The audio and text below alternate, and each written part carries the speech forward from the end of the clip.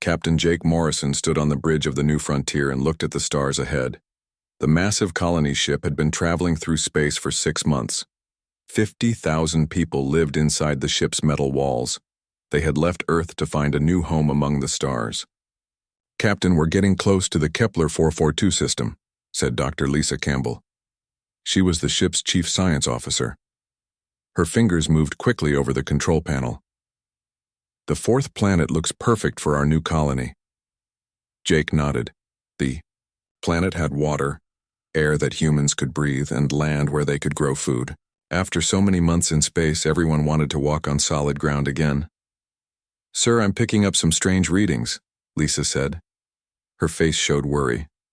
"There are energy signals coming from the planet. Big ones." Before Jake could answer, alarms started ringing all over the bridge. Red lights flashed. The crew ran to their stations. "Captain, ships are appearing around us," shouted Rick Hayes, the ship's second in command. "Lots of them." Jake looked at the main screen. Huge alien ships had appeared from nowhere. They surrounded the New Frontier like hunters around their prey.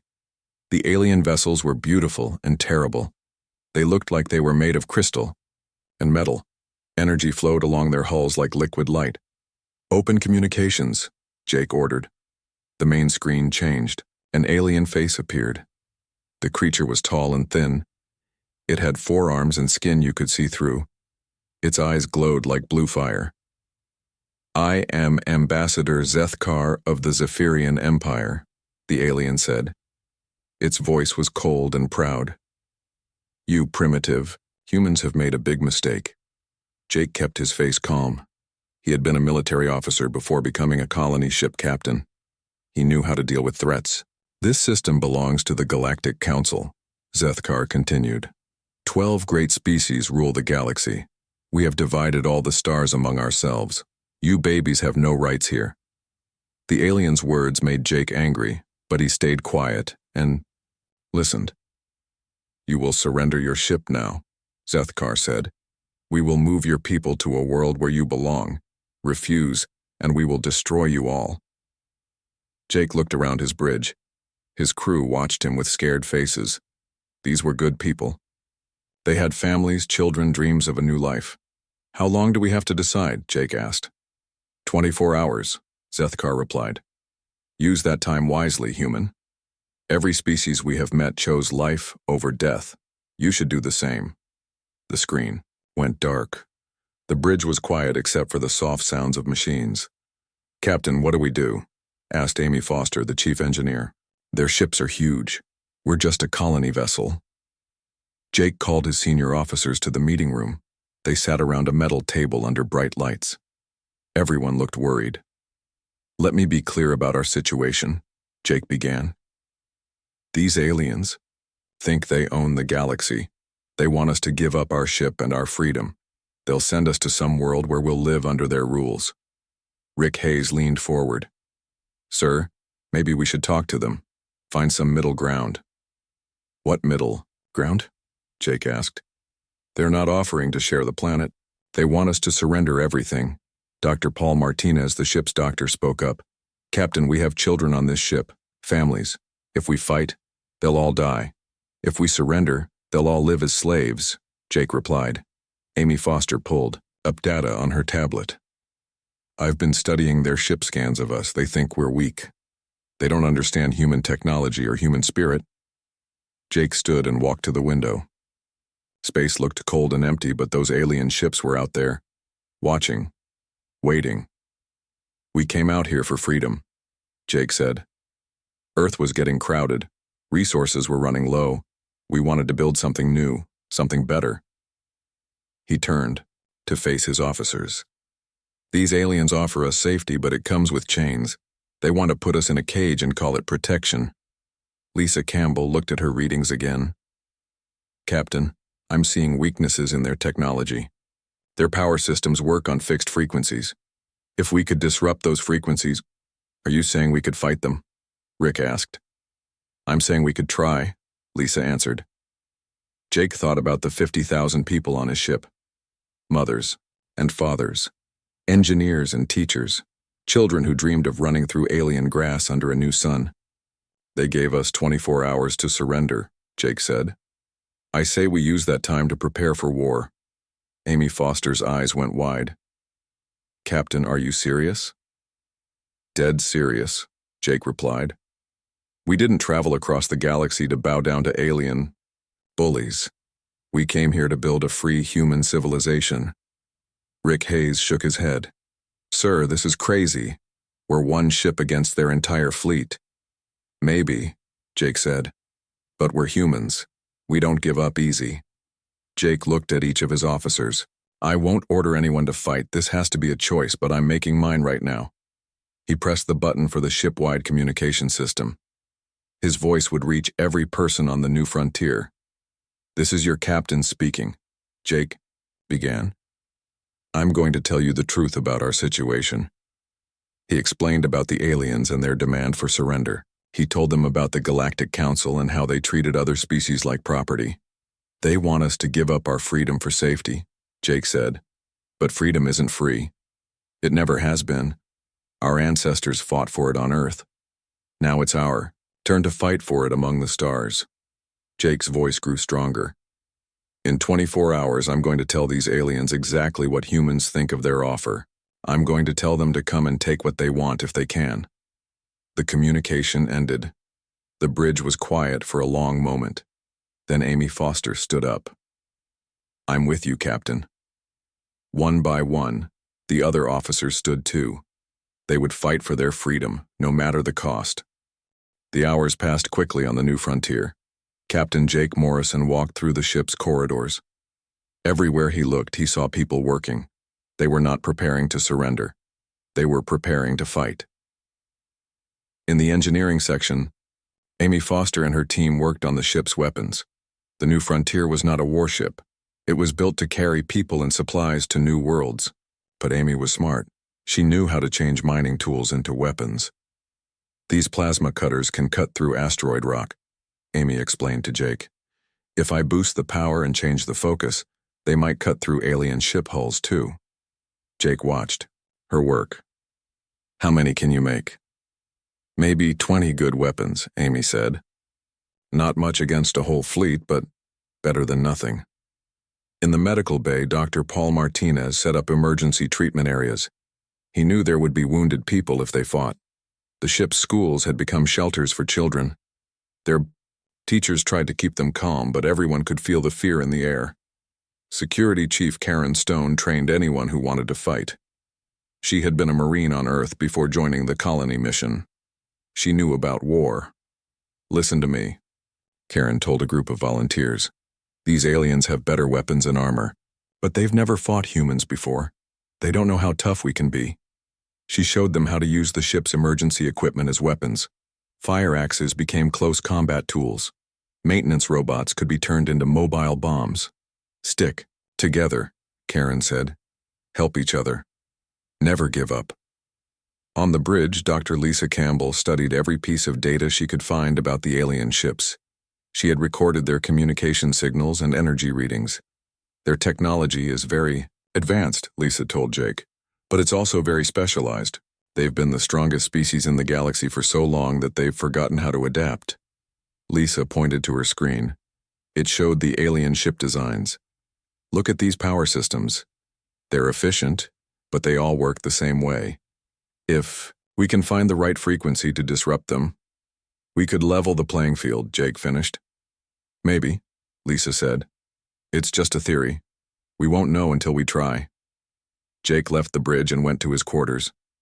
He sat at his desk and recorded a message. If they lost the coming battle, he wanted people on Earth to know why they fought. This is Captain Jake Morrison of the colony ship New Frontier, he began. If you're hearing this, then we probably didn't survive what's coming next. Jake looked out his small window at the alien ships. They hung in space like metal sharks waiting to attack. We found a perfect world for human colonization, Jake continued. But the aliens who run this galaxy say it belongs to them. They say we're too primitive to have our own worlds. They want us to surrender and live under their rule. Jake's voice grew harder. We said no. We came out here to be free, not to become someone else's property. I know the odds are bad. I know we'll probably all die. but some things are worth dying for. He finished the message and sent it to the ship's memory banks. Maybe someday, someone would find it and understand why they chose to fight. Meanwhile, on the alien flagship, Ambassador Zethkar was having problems of his own. He had sent messages to the Galactic Council about the human situation. Their response surprised him. "Destroy them immediately," ordered High Counselor Vextar. The ancient being appeared on Zethkar's communication screen. "Make an example of these humans. Other primitive species are watching." "But sir," Zethkar said, "they haven't actually attacked us yet. Council law says we must give them the full diplomatic period." "The law was written when primitive species knew their place," Vextar replied. "These humans are different. They're spreading dangerous ideas. Ideas about freedom and resistance." Zethkar felt confused. In his long life, he had never met a species that refused the Council's protection. Every other race had been grateful for the chance to live safely under Council rule. "What if they surrender at the last moment?" Zethkar asked. "They won't," Vextar said. "I can see it in their actions. They're preparing for war, not surrender. When the time limit expires, destroy them all." The communication ended. Zethkar looked at his tactical display. The human ship was small compared to his fleet. Its weapons were primitive. It should be easy to destroy. So why did he feel worried? Back on the new frontier, Jake called another meeting with his officers. They gathered in the same room, but everything felt different now.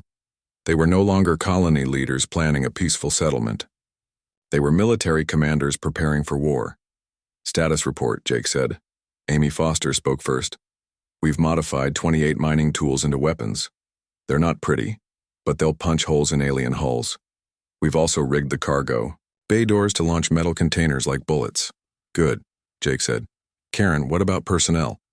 800 volunteers for combat duty," Karen reported. "Another 200 for support roles. The rest are in shelters with the children." Dr. Martinez raised his hand. "Medical stations are ready. I've got surgical teams standing by in 3 different sections of the ship." Lisa Campbell had the most important news. "I think I've found their weakness," she said. "Their shields and weapons all use the same harmonic frequency. If we can build a disruptor device, we might be able to shut down their systems." "How long would that take?" Jake asked. 6 hours, maybe 7, Lisa replied. "But I'd need help from Amy's engineering team." "Do it," Jake ordered. "Whatever you need." As his officers left to complete their preparations, Jake remained in the meeting room alone. He thought about his wife Sarah back on Earth.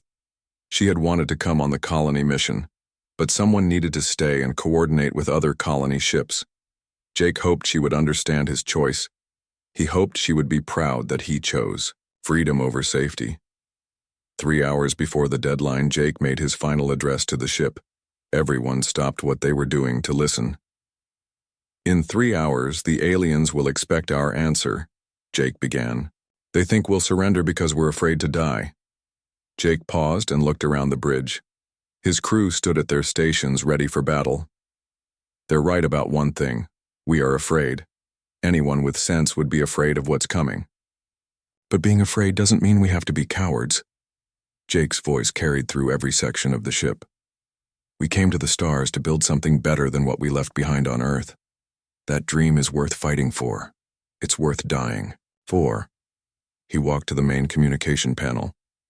"When those aliens call in 3 hours, I'm going to give them our answer. I'm going to tell them that humans don't kneel. We don't surrender our freedom for promises of safety." Jake looked directly into the camera that would broadcast his face throughout the ship. "We're going to fight. Some of us won't survive. But those who do will build the free human civilization we dreamed of." The countdown timer on the main screen showed 2 hours and 57 minutes remaining. The 24 hours ended. Captain Jake Morrison stood on the bridge of the new frontier. Every person on the ship waited for what would happen next. The main screen came alive. Ambassador Zethkar's face appeared. The alien looked angry now. His glowing eyes were brighter than before. "Time is up, human," Zethkar said. "What is your answer?" Jake stepped forward. He had put on his old military uniform for this moment. The blue fabric was wrinkled from years in storage, but it still fit. Our answer is no, Jake said. His voice was calm and clear. We will not surrender our ship. We will not give up our freedom. We will not bow to alien masters. Zethkar's forearms moved in what might have been surprise. You choose death over life? This makes no sense. We choose freedom over slavery, Jake replied. Maybe your species has forgotten what that means. Humans never will. The alien's skin changed color. It went from clear to a dark red. You are fools. We have 50 ships. You have one. We have weapons that can crack planets. You have mining tools. Jake smiled. It was not a happy smile. It was the smile of a man who had nothing left to lose. Then come and take what you want, Jake said. If you can. The screen went dark. For a moment, the bridge was completely quiet. Then alarms started ringing. Incoming energy beams, shouted Rick Hayes from his position. All ships are firing. The first alien weapons hit the New Frontier's shields. The entire ship shook like it was being hit by giant hammers. Lights flickered. People grabbed onto whatever they could find to stay standing. Shields at 60%. Amy Foster called out from engineering. I'm routing all power from non-essential systems. Jake gripped his captain's chair. Lisa, are your disruptors ready? Almost, Lisa replied. Her fingers moved quickly over her controls. 30 more seconds. Another wave of energy beams hit the ship. This time some got through the shields. Emergency lights came on as power systems failed in several sections. Fire everything we have, Jake ordered. The New Frontiers modified. Mining tools shot out toward the alien ships. The weapons were crude compared to alien technology, but they moved fast and hit hard. One of the improvised missiles struck a Zephyrian cruiser. The explosion tore a hole in the alien ship's side. Atmosphere leaked out in a white cloud. We got one, Rick shouted, but 50 more alien ships kept firing. The New Frontier's shields were failing. Hull breaches appeared on multiple decks. Emergency teams ran through the corridors, trying to seal the holes. Lisa, now would be good, Jake said. Disruptor ready, Lisa announced, targeting their command ship. She pressed a button. A strange pulse of energy shot out from the New Frontier. It hit the alien flagship and spread along its hull like electricity. For a moment, nothing happened. Then all the lights on the Zephyrian ship went out. It worked, Lisa said. Their power systems are down. Jake saw their chance. Amy, full power to engines. Ram that ship. Sir, that will destroy us too, Amy warned. Maybe, Jake said. But it will definitely destroy them. The New Frontier turned toward the disabled alien flagship. The colony ship was huge and heavy. When it moved at full speed, it became a massive weapon. The other alien ships tried to stop them. Energy beams and missiles hit the New Frontier from all sides. Sections of the ship broke off and spun away into space. But Jake's ship kept moving. It crashed into the Zephyrian flagship like a metal mountain. Both ships broke apart in the collision. Pieces of metal and crystal scattered in all directions. Jake found himself on the floor of the bridge. Blood ran down his face. Emergency lights flickered on and off. The ship was dying around him. Damage report, he called out. Main hull breached in 12 sections. Amy's voice came through the damaged communication system. Life support failing. We have maybe an hour before total system failure. Jake pulled himself up. Through the cracked main screen, he could see they were inside the alien flagship. The collision had driven the New Frontier deep into the enemy ship. Karen, take teams into that alien vessel, Jake ordered. Find survivors. Get information. Security. Chief Karen Stone had cuts on her arms, but she was still ready to fight. She gathered 20 volunteers and headed for the breach between the two ships. The inside of the alien vessel was strange. The corridors were too tall for humans. Everything glowed with soft light. Strange symbols covered the walls. Karen's team found Ambassador Zethkar in what looked like a command center. The alien was trapped under a fallen piece of equipment. He was hurt but alive. Why did you do this? Zethkar asked when Karen pulled him free. Your species will be destroyed. The Council will send 1,000 ships to avenge this attack. Maybe, Karen said, but we'll die free. She brought Zethkar back to the New Frontiers bridge. The alien looked around at the damage and wounded humans. His expression was confused. You crashed your ship on purpose, Zethkar said to Jake. You killed your own people to destroy us. What kind of creatures are you? We're humans, Jake replied. We don't give up. Ever. Dr. Lisa Campbell had been studying the alien equipment they could reach. She discovered something important. Captain, their communication system is still working, Lisa said. I can access their network. The other ships are calling for help. What are they saying? Jake asked. Lisa listened to the alien transmissions. Her face went pale. They're reporting to something called the Galactic Council High Command. They're saying that humans are more dangerous than expected. Jake felt tired. His ship was breaking apart. Most of his people were dead or wounded, but they had proven something important. At least now the galaxy knows, Jake said. Humans don't surrender. Through the damaged communication system, they could hear other alien ships talking to each other. The remaining Zephyrian vessels were confused. They had never seen a species destroy itself to hurt its enemies. Should we continue the attack? One alien captain asked. The human ship is finished, another replied. But what if more ships come? What if they're all like this? Jake smiled despite his pain. The aliens were afraid now. They had learned that humans would rather die than live as slaves. Lisa, can you send a message to Earth? Jake asked.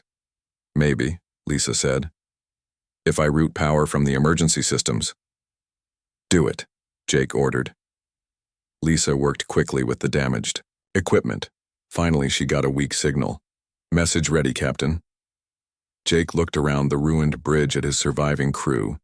These people had given everything for freedom. This is Captain Jake Morrison of the New Frontier, he began. We found aliens in this system. They tried to make us surrender. We said no. Jake coughed. Blood came up, but he kept talking. Tell all human colonies what happened here. The galaxy is ruled by tyrants who think they own everything. But they've never faced humans before. They've never faced people who choose death over chains. The message transmission was weak and broken, but it would reach Earth eventually. We struck the first blow for human freedom among the stars. Jake continued. Others must carry on the fight. Make them pay for every world they try to take. Make them remember that humans don't kneel. The transmission ended. Jake slumped in his captain's chair. Around him, his ship continued to break apart. But they had done something no other species had ever done. They had made the Galactic Council afraid. News of the human battle spread across the galaxy faster than anyone expected. The Galactic Council tried to stop the information, but it was too late. On worlds controlled by the Council, strange things began to happen. On the mining world of Zerion 7, slave workers from the Talari species whispered about the humans who chose death over surrender. For the first time in 300 years, some Talari began to dream about freedom. On the ocean planet of Nethys Prime, the aquatic deep swimmers heard the story through their underwater communication networks. Their leaders, who had served the Council for generations, started asking dangerous questions about their arrangement. But nowhere was the impact greater than in the human colonies scattered across nearby star systems. Captain Jake Morrison's message reached Earth after traveling for months through space. The government there immediately sent the message to every human settlement in the galaxy. On Mars Colony, Administrator Helen Ross read the message to a crowd of 10,000 colonists. When she finished, the crowd was silent for a long moment. Then someone started clapping. Soon everyone was clapping and cheering. The Council thinks we're weak, Helen said. They think we'll roll over like dogs. Jake Morrison and his crew showed them how wrong they are. Similar scenes played out on human colonies throughout the galaxy. On Europa Station, Colony New Australia, and the mining settlements in the Centauri system, humans began preparing for war. They knew the Galactic Council would not let the destruction of their fleet go unpunished. A larger force would come. But now the humans knew they could fight back. On New Liberty, the planet where Jake Morrison's crew had planned to build their colony, Something unexpected was happening. Some humans had survived. Dr. Lisa Campbell had lived through the crash. So had Security Chief Karen Stone and about 300 other colonists. They had made it to escape pods just before the new frontier broke apart completely. Lisa stood on the surface of New Liberty and looked up at the wreckage floating in orbit. Pieces of human and alien ships drifted among the stars like metal snow. "We need to salvage what we can," Lisa told Karen. "If the Council sends more ships, we need to be ready." Karen had been exploring the planet's surface. There are caves, about 20 miles north. Good places to hide. The trees here provide good cover too. They had landed on a beautiful world. New Liberty had blue skies, green forests, and clean rivers. It was everything they had hoped for in a new home. But now it would become a battlefield. The survivors worked day and night. They pulled useful equipment from the crashed ships. Alien technology mixed with human tools. Lisa discovered that Zephyrian power cells could run human equipment for months. "Look at this," Dr. Paul Martinez said. He had survived the crash with injuries to his leg, but he could still work. "The alien medical scanners are incredibly advanced. If we can figure out how to use them—" "We need weapons more than medical equipment," Karen replied. She was training the survivors to fight. Many were farmers and engineers who had never held weapons before. "Everyone needs to know how to shoot," Karen explained to a group of colonists. "Everyone needs to know basic combat tactics. When the Council fleet comes back, they won't make the same mistakes twice." Meanwhile, aboard the captured Zephyrian shuttle, Ambassador Zethkar sat in chains. The humans had kept him alive for questioning.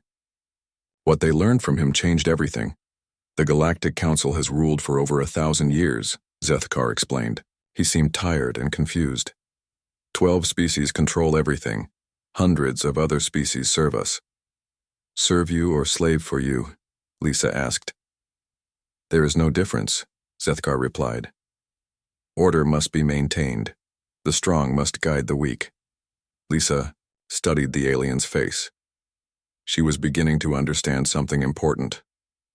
"What happens to species that refuse to join your council?" "They are eliminated," Zethkar said simply.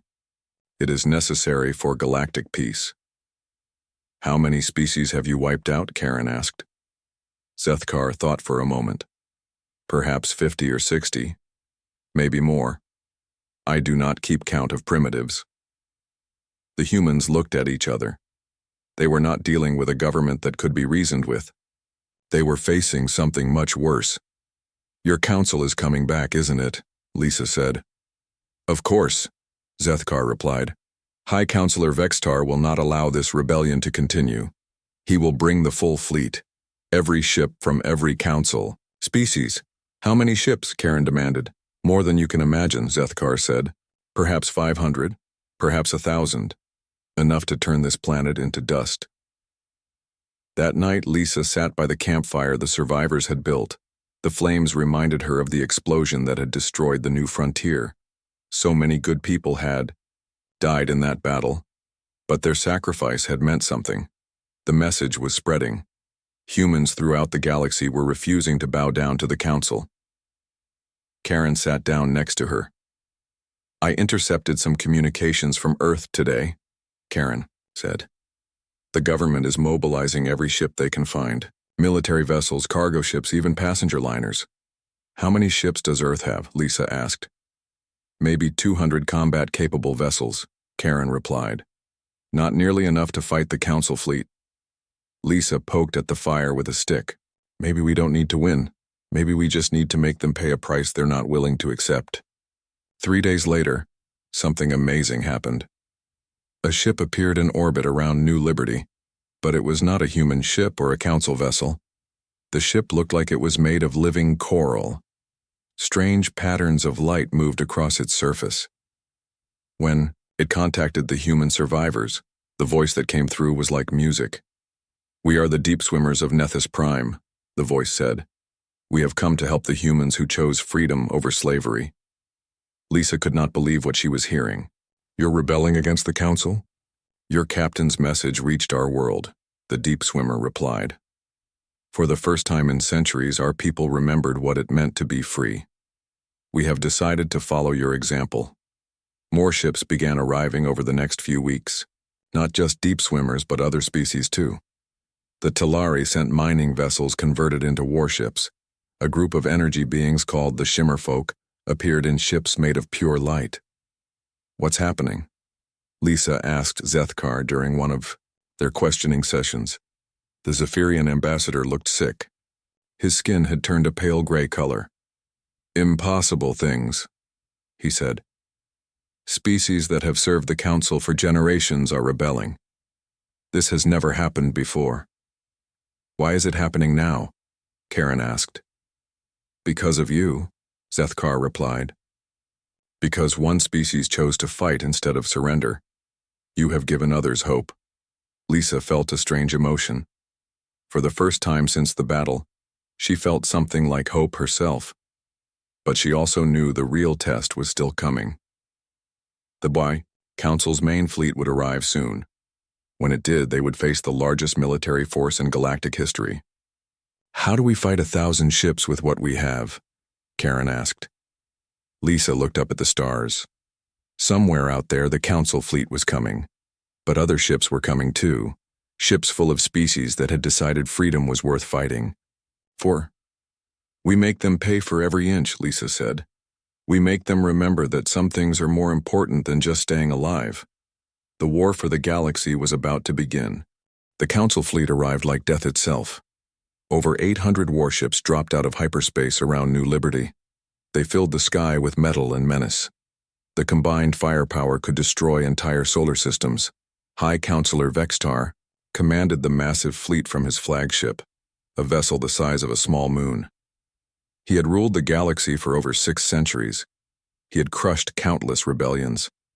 But he had never faced anything like this. Sir, we're detecting unexpected ships in the system, reported his tactical officer. Not just human vessels, multiple species. Vextar looked at the sensor readings. Ships from dozens of different species had gathered around New Liberty. Some he recognized as former Council servants. Others were completely unknown. How many rebel ships? Vextar demanded. Approximately 300, sir. Maybe more. Vextar felt something he had not experienced in centuries. Doubt. This was supposed to be a simple punishment mission. Destroy the human colony and remind the galaxy who was in charge. But 300 rebel ships changed everything. On the surface of New Liberty, Dr. Lisa Campbell watched the Council fleet through captured alien sensors. The massive ships blocked out the stars. She had never seen so many warships in one place. They brought everything they have, Karen Stone said. She stood next to Lisa in the command bunker they had built in the caves. This is it. Around them, the human survivors prepared for their final battle. 300 colonists who had come to the stars to build farms and schools were now soldiers in a galactic war. But they were not alone. The rebel alliance that had formed around New Liberty included ships and warriors from over 40 different species. The humans had become the spark that lit a fire across the galaxy. Commander Reefsinger of the Deep Swimmers contacted the Human Command Center. His voice came through the communication system like whale song. Human friends, Reefsinger said, my people have decided. We will fight beside you until the end. Similar messages came from the other rebel species. The Talari mining captain Boldclaw promised his ships would ram Council vessels if necessary. The energy beings called the Shimmer Folk said they would burn as bright as stars in the final battle. Lisa felt tears in her eyes. These aliens had risked everything to stand with humanity. They could have stayed safe under Council rule. Instead, they chose freedom. All ships, this is Dr. Lisa Campbell, she broadcast to the rebel fleet. Captain Morrison and the crew of the New Frontier started this fight. Today, we finish it. The battle began at dawn. The Council fleet opened fire with devastating force. Energy beams that could melt asteroids struck the rebel ships. Missiles that could crack moons exploded in brilliant flashes. But the rebels fought back with desperate courage. Human ships modified with alien technology struck like hornets against giant bears.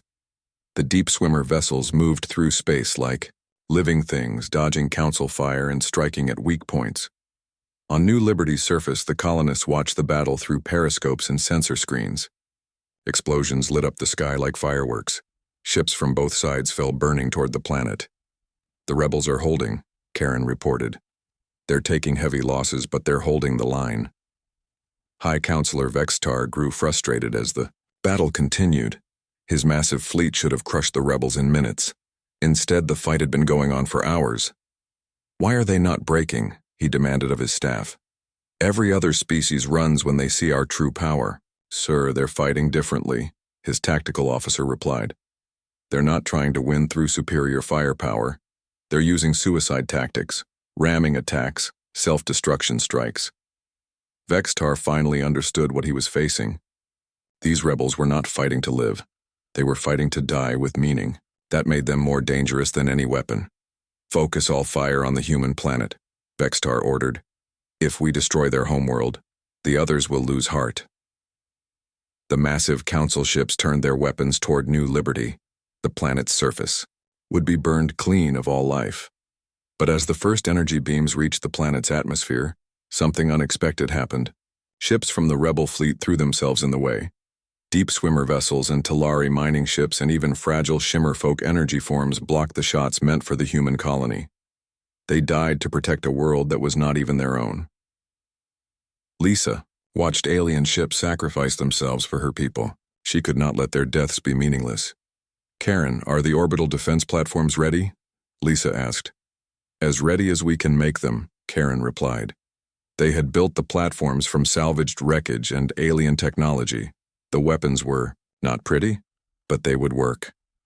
"Fire everything," Lisa ordered. Hidden weapon platforms throughout the New Liberty system opened fire. The weapons were crude compared to Council technology, but there were hundreds of them. The crossfire caught the Council fleet by surprise.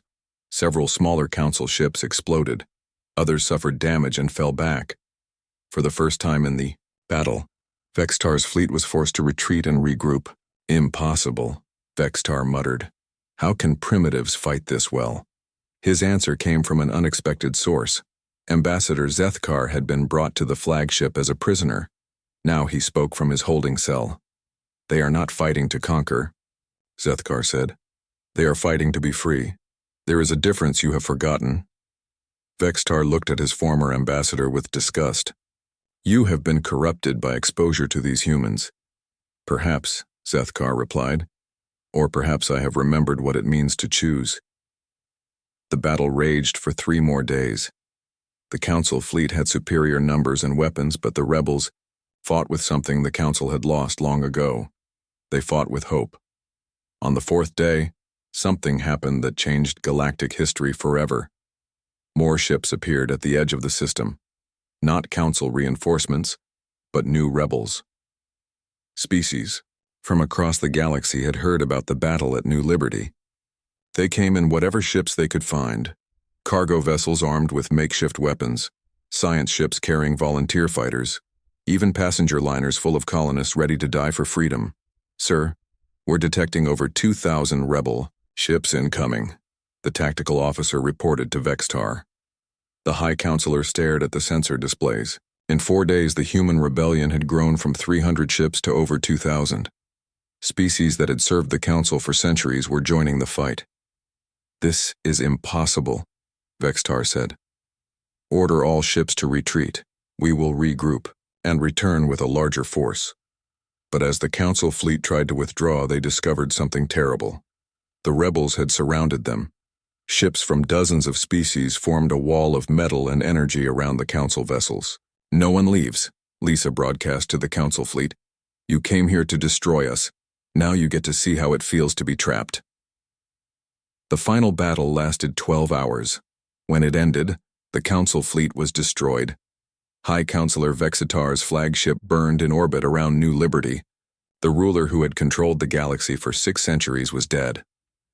Lisa stood on the surface of New Liberty and looked up at the wreckage. The sky was full of debris from both sides. So many had died in the fight for freedom. But they had won. Ships from across the galaxy continued to arrive, not to fight now, but to celebrate. Species that had been slaves for generations were finally free. Ambassador Zethkar, one of the few council survivors, asked to speak with Lisa. "What happens now?" the alien asked. "Without the council, there will be chaos. War between species. The galaxy needs order." Lisa looked at the strange alien who had once demanded their surrender. "Maybe," she said. "But it will be our chaos. Our choice to make war or peace." She gestured to the ships filling the sky around New Liberty. "Look around you. Dozens of species working together. Not because they have to, but because they want to." "You think this will last?" Zethkar asked. "Maybe. Not forever," Lisa admitted. "Freedom is hard work, but it's our work to do." In the months that followed, representatives from the free species met on New Liberty to form a new government. They called it the Free Species Alliance, not a council that ruled from above, but a partnership between equals. The galaxy would face new challenges. There would be conflicts and disagreements. Some species would choose isolation over cooperation. Others would try to build new empires, but they would face these challenges as free beings making their own choices. On the anniversary of the battle, Lisa stood before a memorial built on New Liberty. The names of every being who died fighting for freedom were carved into the stone. Human names and alien names together. At the top of the memorial were the words Captain Jake Morrison had spoken in his final message. "Make them remember that humans don't kneel." Below that, in dozens of different languages, was the motto of the Free Species Alliance: "Freedom is worth any price." The galaxy was free. It had cost everything to win that freedom. But as Lisa looked up at the stars, she knew Jake Morrison and his crew would be proud. They had kept their promise. They had shown the galaxy that some things were more important than just staying alive. They had shown everyone what it meant to be free.